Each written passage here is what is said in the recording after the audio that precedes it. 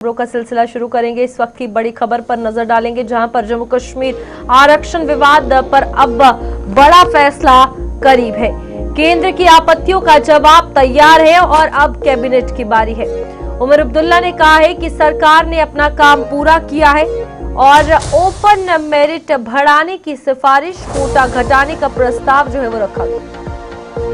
जम्मू कश्मीर के मुख्यमंत्री उमर अब्दुल्ला ने ये कहा कि आरक्षण के प्रस्ताव पर केंद्र सरकार की तरफ से मांगी गई सफाई का जवाब पूरा हो गया है और कैबिनेट जल्द ही इसे मंजूरी दे देगी।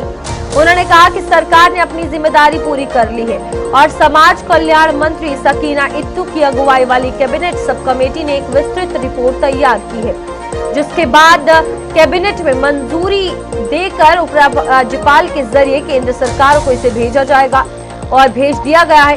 उन्होंने कहा कि केंद्र ने कुछ सफाई मांगी थी, जिनके जवाब संबंधित विभाग ने तैयार कर लिए हैं और अब सिर्फ कैबिनेट की मंजूरी बाकी है, जो अगले कुछ दिनों में मिलने की उम्मीद है। सरकार ने आरक्षण को लेकर सुधार की सिफारिशें भी रखी है, जिसमें EWS और RBA कोटा कम करने और ओपन मेरिट के लिए हिस्सा बढ़ाने का प्रस्ताव भी शामिल किया गया है।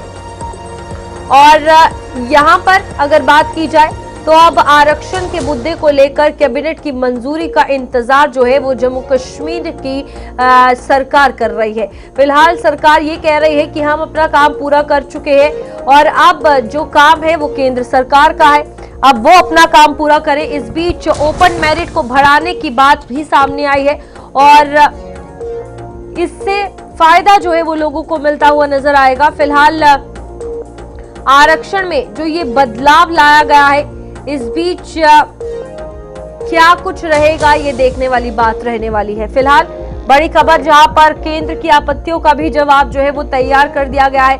अब कैबिनेट की बारी है कि वो क्या कुछ करते हैं। हमने जो करना था हमने किया। कैबिनेट की सब कमेटी बैठी, उन्होंने रिपोर्ट तैयार किया, रिपोर्ट को कैबिनेट ने मंजूर किया। कैबिनेट का फैसला जैसे बाकी फैसले हैं मोहतरम LG साहब के पास भेजा गया, उन्होंने उसको फॉर्मली दिल्ली रेफर किया। दिल्ली के तरफ से मतलब मरकजी हुकूमत के तरफ से उस पर कुछ क्लैरिफिकेशंस मांगी गई, वो फाइल वापस हमें भेजी गई। डिपार्टमेंट ने उन तमाम क्लैरिफिकेशंस का जवाब जो है वो तैयार किया है। तैयार किए हुए शायद 2-3 दिन हो गए। अब कैबिनेट की मीटिंग बुलाई जाएगी। कैबिनेट में, क्योंकि ये फैसला कैबिनेट का था, कैबिनेट उस जवाब को अप्रूव करेगी और वो जवाब वापस गवर्नमेंट ऑफ इंडिया मरकजी हुकूमत के पास भेज दिया जाएगा। ये चंद दिनों की बात है। मुख्यमंत्री उमर अब्दुल्ला का क्या कुछ कहना था। इस बीच हमारे साथ वरिष्ठ पत्रकार विनोद कुमार जी जुड़ चुके हैं। विनोद जी, आरक्षण के मुद्दे को लेकर अगर बात की जाए, क्या लगता है तमाम बातें जो मुख्यमंत्री की तरफ से की गई है, सामाजिक न्याय इसमें कितना मिलता हुआ नजर आ रहा है, या फिर अगर मेरिट की बात की जाए तो ओवरऑल बैलेंस कैसे क्रिएट होगा या फिर और नए इश्यूज क्रिएट होते हुए नजर आएंगे? रूपाली, बिल्कुल ठीक कहा आपने। ओपन मेरिट में अगर देखा जाए तो 30 से 40% आरक्षण है और बाकी आप देख लीजिए लगभग 70% आरक्षण है।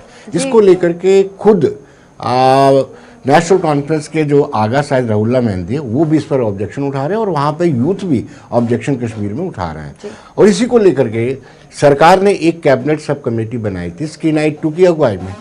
उस सकीना इत्तू की अगुवाई वाली कमेटी ने अपनी रिकमेंडेशन सरकार को दे दी थी। सरकार ने कैबिनेट में उसको मंजूरी भी दे दी थी। मंजूरी के बाद ये LG साहब को चली गई थी, तो LG साहब ने दिल्ली भेज दी थी। दिल्ली वालों ने कुछ ऑब्जेक्शन लगाए थे और उस ऑब्जेक्शंस को अब इस सरकार ने फुलफिल किया है और उन आपत्तियों पर अपना जवाब दर्ज किया है। लेकिन ये जवाब दोबारा से जो स्टेट कैबिनेट है उसके पास जाएगी। उस कैबिनेट की मंजूरी के बाद दोबारा इसको LG के पास भेजा जाएगा और फिर जो है दिल्ली भेजा जाएगा। और खुद उमर अब्दुल्ला को विश्वास है कि इस बार जो फाइल जाएगी, जो हमारा प्रपोजल जाएगा, उसको जल्द ही मंजूरी मिल सकती है। लेकिन ये जो पूरा प्रोसीजर अगर हम माने, कैबिनेट की मंजूरी मिलना, फिर उपराज्यपाल मनोज सिन्हा के पास जाना, फिर दिल्ली में जाकर इस प्रस्ताव में चेंजेस लाने की बात करना, ये ओवरऑल आप मान रहे हैं कि कहीं ना कहीं अब एक राजनीतिक फायदा या मुद्दा भी बनता हुआ नजर आ रहा है, क्योंकि 2 बार ये हो चुका है। देखिए, अगर कोई ऑब्जेक्शन हो उस ऑब्जेक्शन को रूल आउट ना किया जाए और उस ऑब्जेक्शन को लेकर के आपत्ति जाहिर की जाती है केंद्र सरकार की तरफ से। ये कानून कायदे हैं, यूटी के कानून कायदे हैं कि जो भी कैबिनेट पारित करती है और वो जो है उपराज्यपाल मनोज कुमार सिन्हा के पास जाता है और वो जो केंद्र के साथ पर्टेन करता है वो मुद्दा केंद्र के पास जाएगा। अगर मोटा मोटा मैं रूपाली आपको बता दूं, शेड्यूल कास्ट को इस वक्त 8% रिजर्वेशन मिल रही है, शेड्यूल ट्राइब को 2 सेक्शन है 20% मिल रही है, ओबीसी को 8% मिल रही है, आरबीए को 10%, आरबीए को कटौती की जा रही है। रूपाली इसमें प्रपोजल यही है, आरबीए की कटौती की जा रही है और इकोनॉमिकली वीकर सेक्शन की कटौती करके ये जो ओपन कैटेगरी में दिया जा रहा है। तो जो एक्स सर्विसमैन है वो 6% है और जो डिसेबिलिटी वाला है वो 4% है। उसमें ओपन कैटेगरी में भी आ सकते हैं, कोई भी डिसेबल हो सकता है, किसी भी ओपन कैटेगरी का हो या कि एक्स सर्विसमैन कोई भी हो सकता है। इसको हॉरिजॉन्टल रिजर्वेशन कहते हैं। तो कुल मिला के 30 to 40 जो है ओपन रिजर्वेशन है और बाकी जो है रिजर्व्ड है पूरा का पूरा। तो जो ये आंकड़ा आपने यहाँ पर रखा है, क्या हम माने कि अगर ये पास हो जाता है तो सबसे बड़ा बदलाव होगा जो आरक्षण का सुधार जम्मू कश्मीर में देखने को मिलेगा? देखिए, एक आवाज उठ रही है, उस आवाज का संतोष करने के लिए, उस आवाज को संतुष्ट करने की लाजमी हो जाती है कि आप कुछ ना कुछ तो बदलाव करें।